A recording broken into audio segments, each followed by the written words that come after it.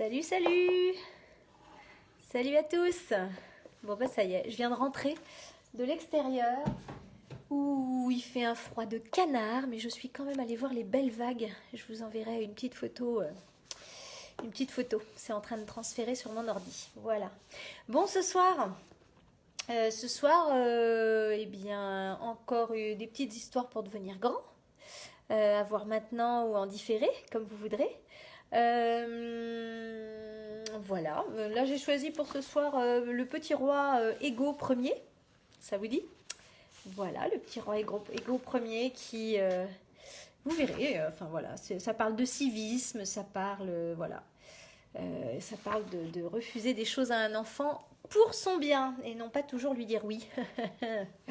Et oui, c'est compliqué, mais en même temps, c'est comme ça. On a peur de ne pas se faire aimer suffisamment. Et en même temps, eh ben si, c'est justement ça qui se passe, c'est que ils ont plus de respect quand on sait dire non. Et puis ensuite, comme cette petite histoire-là, il y a pas d'image, hein, c'est juste un peu psychologique et développement personnel pour les enfants. Et bien du coup, je vous lirai celle-ci. Tu es comme tu es. Voilà, donc avec des petits dessins sympas. Tu es comme tu es. Ça va pas être très long, hein, mais voilà. Donc je commence par celle-ci. À moins que je commence par... Ouais, je vais commencer par celle-ci. D'accord? Salut Judith. Hello, hello. J'espère que tu vas bien. Ça fait un bail. Je vois pas ta photo. Hein. J'ai pas mes... Voilà. Quand c'est trop petit, je vois pas. J'ai la maladie des bras trop courts qui commence. Bon, et ben c'est parti. Du coup, le petit roi Ego Ier. C'est pas très long. Et puis donc après, cette petite histoire avec des images pour les enfants. Tu es comme tu es. Mais celle-ci est aussi pour les enfants. Hein. Attention, c'est parents et enfants. C'est justement pour pouvoir en discuter après et engager une conversation là-dessus. Parce que même petit, enfin moi Hugo a 4 ans et demi, il est toujours avec son père et je le récupère demain après-midi. Je lui fais des gros bisous énormes et des gros câlins. Mais avec Hugo, quand je lui lis ça, ensuite ça permet de lancer un sujet et puis qui se pose les bonnes questions, surtout comme celle d'hier où la maman ne faisait plus du tout les bonnes choses et n'avait plus de rituel et ça le laissait complètement perplexe, le petit garçon. Donc voilà. Donc le petit roi Ego Ier. Ego Ier avait beau n'avoir que 8 ans et être haut comme 3 pommes, on ne voyait que lui dans le royaume. Faut dire qu'il avait posé des miroirs partout, dans le salon, dans la chambre, dans la salle de jeu, dans les toilettes, dans les cagibis, les greniers. À force de ne vivre qu'avec son image, Ego Ier ne prêtait attention qu'à ses propres désirs, qu'à lui. Il ne faisait absolument pas attention aux autres. Il inventait des lois rien que pour servir ses intérêts, et comme il aimait beaucoup les chewing-gums, les carensacs et les roux-doudous, il avait édicté une loi selon laquelle les bonbons étaient la propriété exclusive du royaume. Alors chaque semaine, les enfants devaient les apporter en sacrifice devant le pont-levis. Et tous les mois, les ministres condamnaient à mort ceux qui osaient garder malabars et roux-doudous chez eux. Sacré petit roi. D'habitude, les lois sont équitables. Ça veut dire... Vous aurez à sortir le dictionnaire avec les enfants jeunes. Donc d'habitude, les lois sont équitables. Enfin, pas toutes d'ailleurs, hein, dans la vraie vie. Ce qui signifie qu'elles doivent rendre heureux tout le monde. Mais chez Ego Ier, c'était tout le contraire. Les lois ne servaient qu'à son intérêt particulier, uniquement lui. C'est pourquoi elles étaient franchement bizarres. Dans les transports en commun, aucune place n'était affectée aux handicapés et aux invalides de guerre. Il n'y avait que des sièges réservés aux petits rois de moins d'1,60 m et moins de 35 kilos. Donc tout le monde restait debout, même pendant les heures de pointe, de crainte de rencontrer un représentant du roi qui ne vous fit décapiter. Au cinéma, on pouvait s'asseoir dans la première et la dernière rangée. Toutes les autres était systématiquement réservé par le petit roi, son garde du corps, ses amis, etc. Pourtant, Ego Ier ne venait jamais, car il n'avait plus d'amis.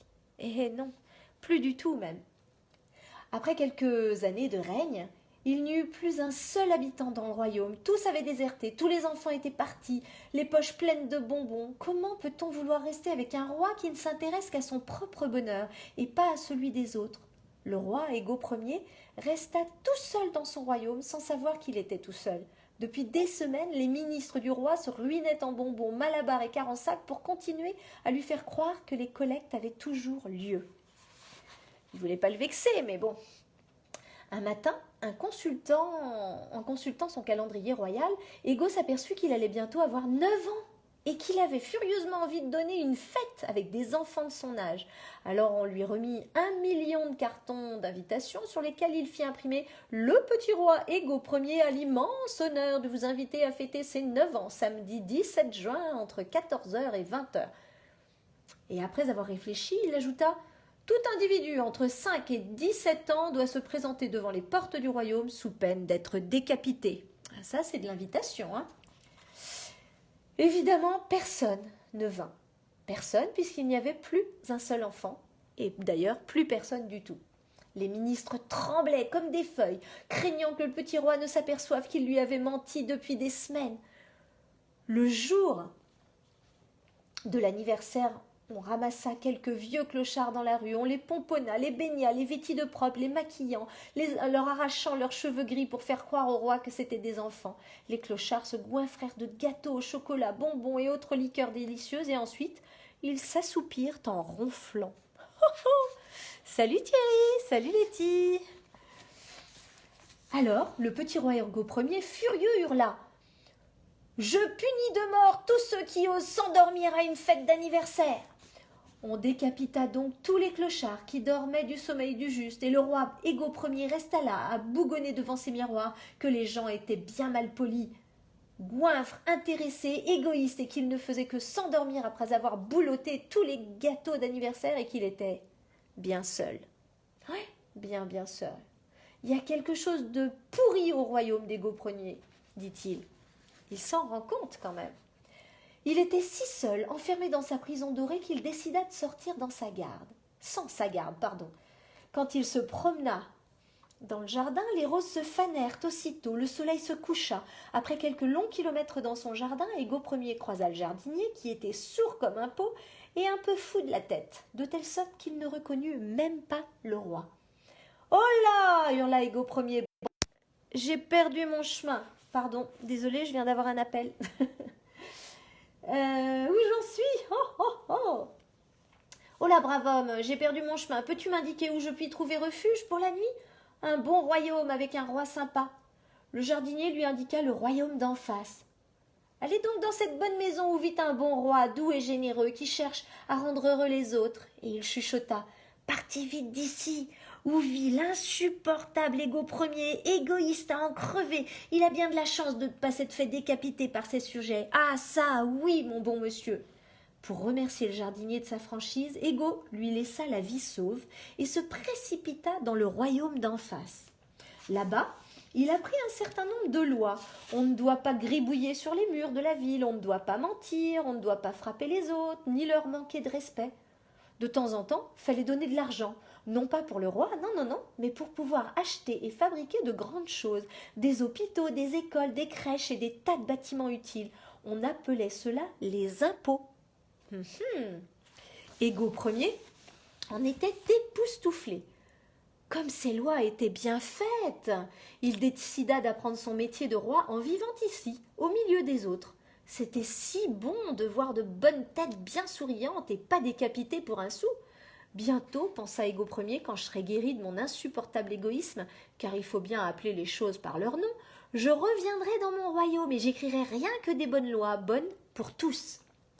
Il tint parole quand il devint un grand roi et non pas un ridicule roitelet haut comme 3 pommes. Il édicta les règles dignes de ce nom et non plus de ridicules petites crottes de loi qui n'intéressaient que lui. Il développa un grand royaume, fit de grandes choses et tout le monde fut si heureux chez lui que personne ne pensa plus jamais à partir. Alors là, voilà, normalement, il y a un petit encart pour les parents qui dit que le civisme, ça se perd. et qu'un enfant à qui on n'avait jamais rien refusé, à qui on a fait comprendre qu'il était la cinquième merveille du monde, eh ben, sera bien capricieux, ça va être compliqué. Donc voilà un sujet pour vous ce soir avec les bambins. Voilà la petite histoire d'Ego premier. Compliqué hein, tout ça, hein. Difficile d'avoir le... Salut Francesco. Difficile d'avoir un équilibre avec les enfants. Et voilà, ben pour ça c'est pour les petits du coup. Letty, je sais pas si tu as des enfants du coup. Peut-être que oui, je sais pas. Ben en tout cas, voilà, c'est pour des petits, enfin pour des petits. Le mien à 4 ans et demi, il aime bien ça, donc tu vois. Tu es comme tu es, encore quelque chose pour faire réfléchir les enfants. Il y a toujours une morale dans ces histoires. Salut Thierry. Dans la forêt du Grand Chêne vivait une famille de lapins. Le plus petit d'entre eux s'appelait Pompon, car sa queue ressemblait à un gros pompeau comme on en voit sur les bonnets. Pompon avait de nombreux amis. Il aimait jouer avec eux, explorer la forêt. Et un jour, alors qu'il faisait des petits bonds dans une clairière, une petite souris sortit d'un vieux tronc d'arbre. C'était la première fois qu'elle voyait un lapin. Intriguée, elle leva les yeux vers lui et lui dit « Hé, bonjour toi, t'es qui ?»« Bonjour petite souris, je suis Pompon, le lapin. »« Oh là là, qu'est-ce que t'es grand, Pompon !» dit la souris, impressionnée. « Moi, c'est Suzette, la souris. » Pompon était très fier. Jusque-là, personne ne lui avait jamais dit qu'il était grand. Dans sa famille, ses frères et sœurs faisaient tous au moins une tête de plus que lui. Et c'est vrai, cette souris était toute petite comparée à lui. Le lapin dit au revoir à Suzette et s'en alla tout content. « Je suis grand, lalalala, en bombant le torse pour paraître encore plus grand. » Un peu plus loin, sur un chemin de terre, il entendit des bruits de sabots. Pompon s'arrêta, dressa ses oreilles et un cheval approcha. Lorsqu'ils furent tout à côté, le cheval pencha la tête vers le sol et dit « Bonjour, je m'appelle Grand Galop. Je suis le cheval de la prairie. Et toi, qui es-tu ?»« Je suis Pompon, le grand lapin, » dit Pompon avec fierté. « Grand ! Un grand lapin? Mais t'es tout petit, lui répondit le cheval, amusé. Et il poursuivit son chemin sans plus prêter attention. Oh là là, mes liaisons ce soir, sans plus prêter attention au lapin. Pompon n'y comprenait plus rien. Suzette la souris lui avait dit qu'il était grand et ça lui avait fait bien plaisir. Et maintenant, Grand Galop lui affirmait qu'il était tout petit. Ça n'avait aucun sens. « Je peux pas être grand et petit à la fois, dit Pompon. Quelqu'un doit se tromper. » Alors il décida d'aller interroger sa maman, qui avait toujours des réponses à ses questions. « Maman, aide-moi, je m'y retrouve plus du tout. Tout à l'heure, une souris m'a dit que j'étais grand, et juste après, un cheval m'a dit que j'étais tout petit. Je peux pas être les deux à la fois quand même. Alors, je suis grand ou je suis petit ?»« Tu es comme tu es, » lui répondit sa maman en le prenant dans ses bras, le temps qu'il reprenne son souffle. Le cheval, lui, est très grand, bien plus grand que toi. Il te voit donc en dessous de lui et pense que tu es petit. Quant à la souris, qui est petite et doit lever le regard vers toi, elle considère que tu es grand.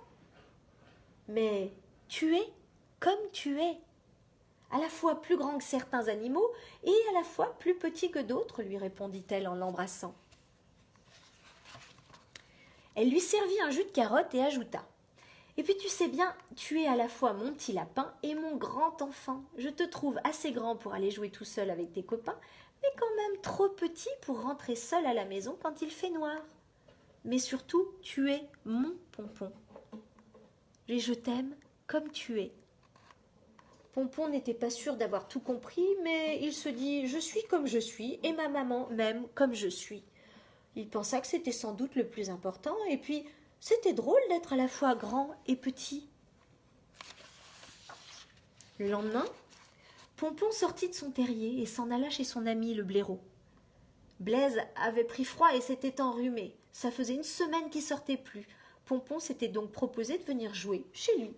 En chemin, il croisa Ronald le renard. « Hé, bonjour Pompon, tu veux jouer avec moi ?» lui demanda Ronald. « Pas le temps, je vais chez Blaise, » répondit Pompon, sans ralentir ni vraiment le regarder. « Ben, t'aurais pu t'arrêter quand même, t'es rien qu'un méchant, » dit Ronald, le renard noir. « Méchant, moi ?» se dit Pompon. « Même pas vrai, c'est lui qui est méchant. Il était tout triste et ne comprenait pas la réaction de son ami. Jusque-là, personne ne lui avait jamais dit qu'il était méchant, même quand il se disputait avec ses frères et sœurs.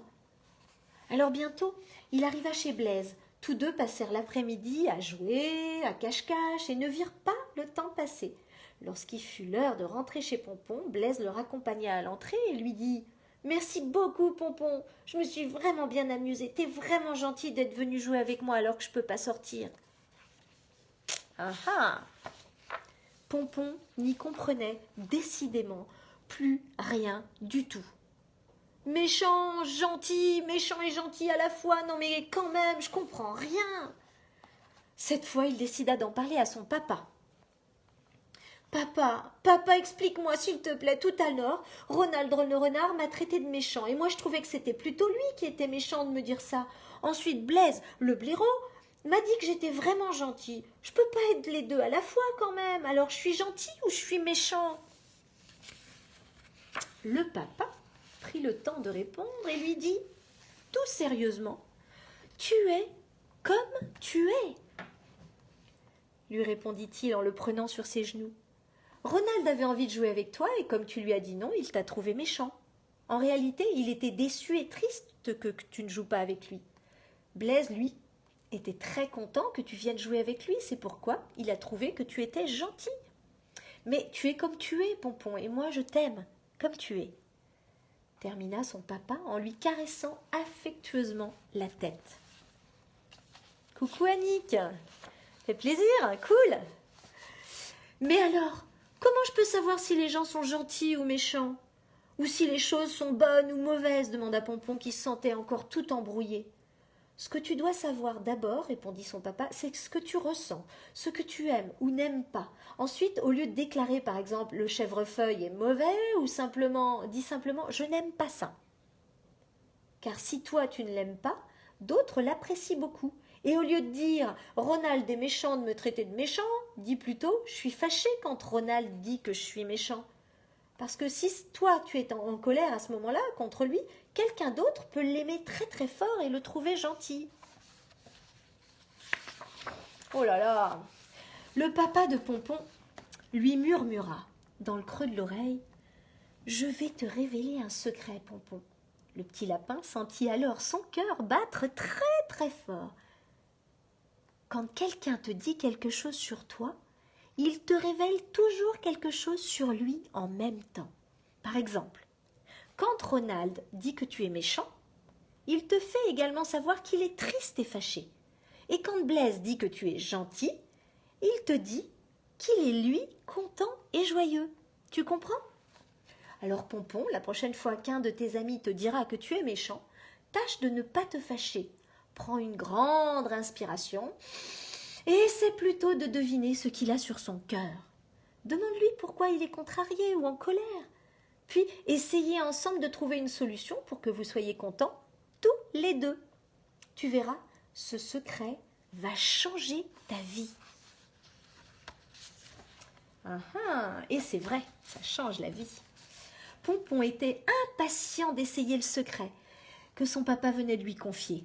Il souhaitait presque que quelqu'un le traite tout de suite de méchant et de menteur et de n'importe quoi d'autre, juste pour voir comment il s'en sortirait.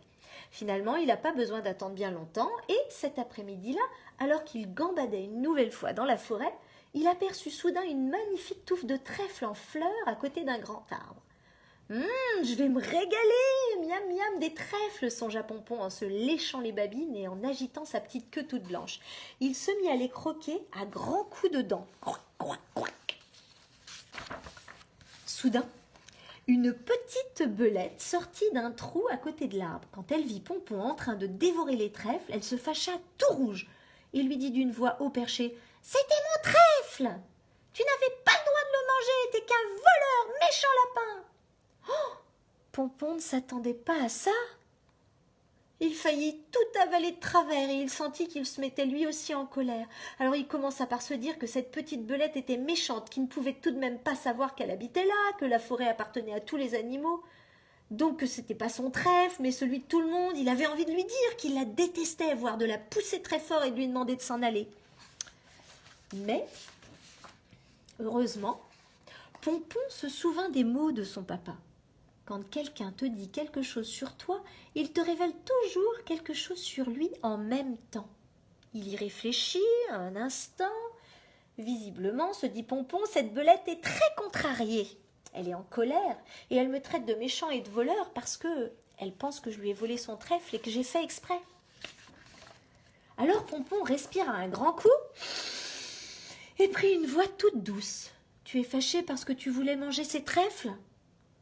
Oui, et je suis même très en colère. C'était mon trèfle, dit la belette. Tu aurais préféré que je te demande la permission avant d'en manger, dit Pompon. Bah, oui, dit la belette. Elle était surprise que le lapin ne s'énerve pas à son tour et qu'il lui réponde gentiment. Pompon se rendit compte qu'il n'était plus du tout fâché contre la belette. Au contraire, il avait envie de l'aider, car il comprenait son émotion maintenant. Moi aussi, dit Pompon, je pense que j'aurais été très contrariée si quelqu'un avait mangé ce que j'estimais être à moi.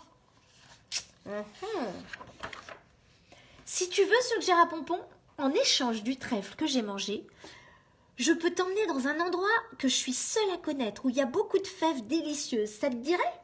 Oh!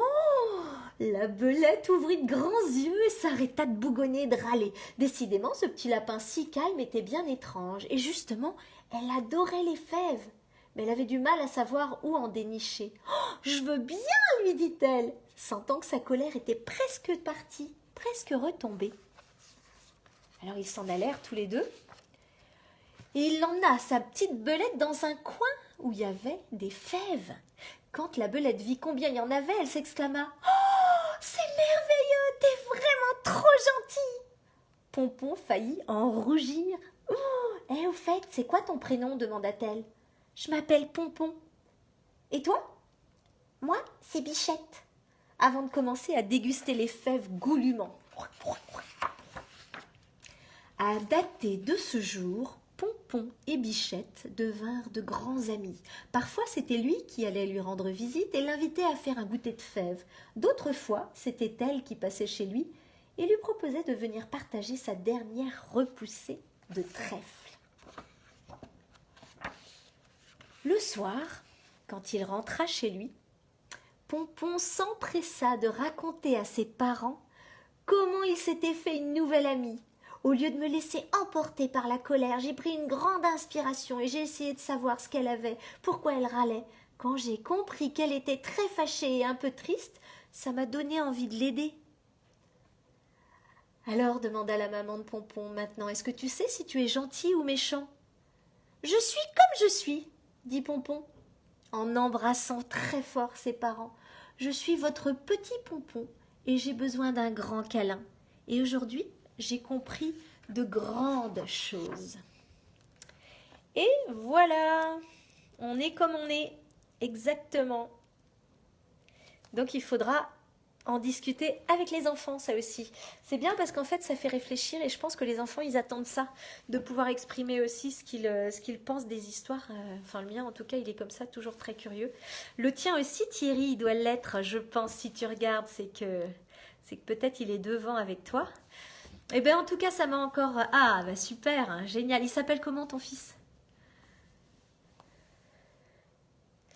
En tout cas, je vais en lire d'autres, hein, parce que voilà, ça me fait à nouveau plaisir de revenir vers vous. Je suis en formation je suis en formation toute la semaine, là, mais quand je décroche de l'ordi à 17h30, ça me fait du bien. Après ma balade...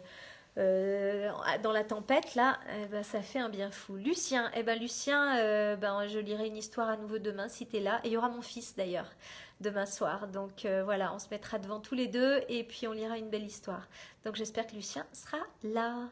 Je vous fais des bisous à tous, merci d'avoir été là, et puis si vous voulez me mettre des petits messages en message privé, vous n'hésitez pas. Si vous avez des envies de lecture pour eux, même chose, parce que là, je suis allée à la bibliothèque encore en chercher d'autres, mais donc j'ai un petit lot.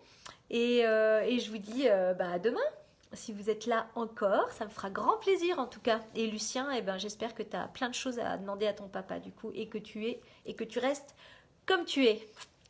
À quelle heure? Écoute, probablement vers les 18h30, 18h15, 18h30.